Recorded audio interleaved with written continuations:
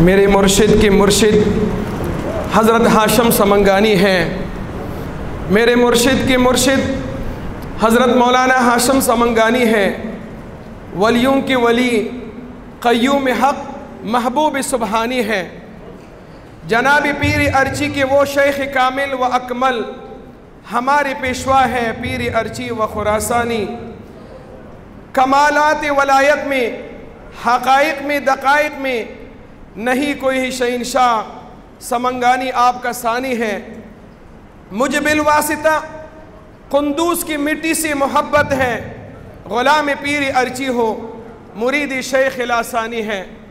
معزز مکرم، آج صیفیوں کا جو عروج ہے، ایک صیفی اور پیروں کے مرید آپ نے دیکھا ہو، ایک صیفی اور لوگوں پر اللہ کے کرم اور فضل سے باری ہوتا ہے۔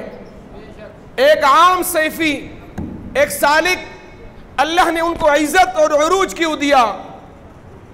حضرت سیدنا امام ربانی مجدد الفسانی رحمت اللہ علیہ فرماتے ہیں، ہمارا سلسلہ من عن سلسلہ صحابہ کرام است۔ مجدد صاحب فرماتے ہیں، نقش بندی کون ہوتا ہے؟ نقش بندی عجب قافلہ سالارن کہ برند از رہ پنہان بحرم قافلہ را۔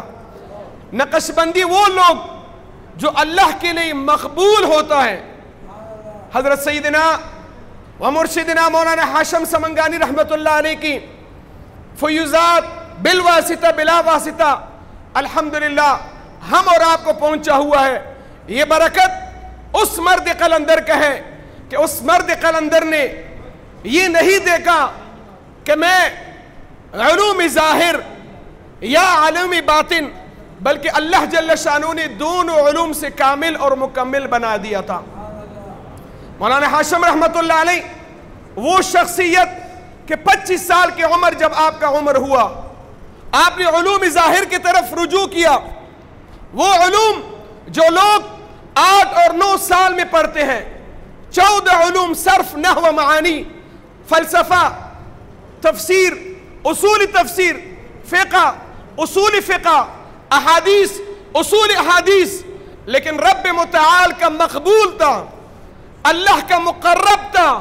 رب متعال نے وہ 14 سال کا علم جو لوگ حاصل کرتا ہے، یا 8 اور 9 سال کا علم، رب متعال نے صرف اور صرف مختصر وقت 1 سال اور 2 مہینوں میں اللہ نے تمام علوم اس کے لیے عطا فرما دیا۔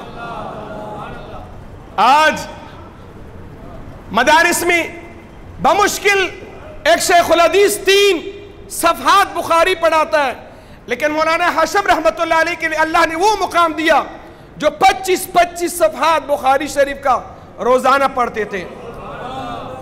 مولانا ہاشم رحمت اللہ علیہ وہ شخصیت جو روزانہ 5 پارے تلاوت کلام کرتے۔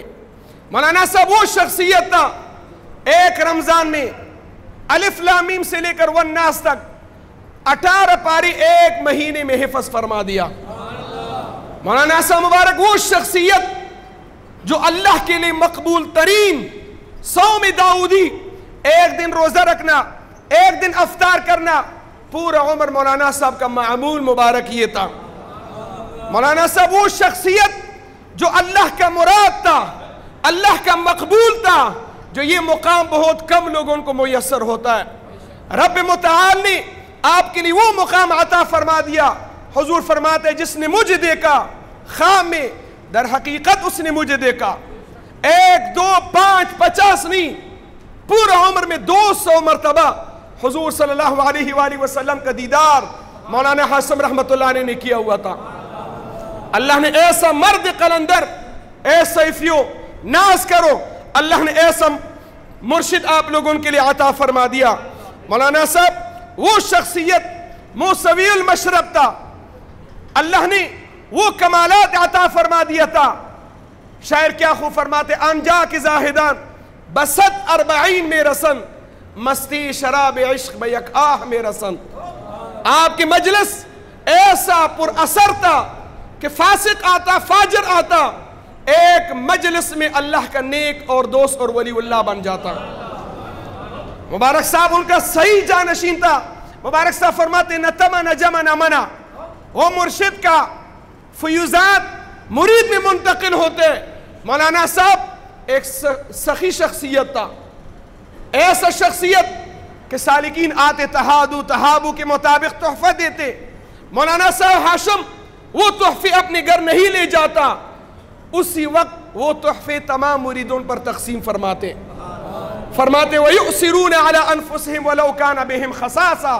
یہ طریقہ اگر ہمارا نقش بندیہ ہے، صحابہ کا طریقہ یہ تھا کہ صحابہ اور لوگوں کو ترجیح دے دیتے. آپ وہ شخصیت کے لباس سے کمزور، آپ اپنی مریدوں کو ایک بات کرتے کہ اپنے جسم کو جہنم کا ایندھن مت بناؤ.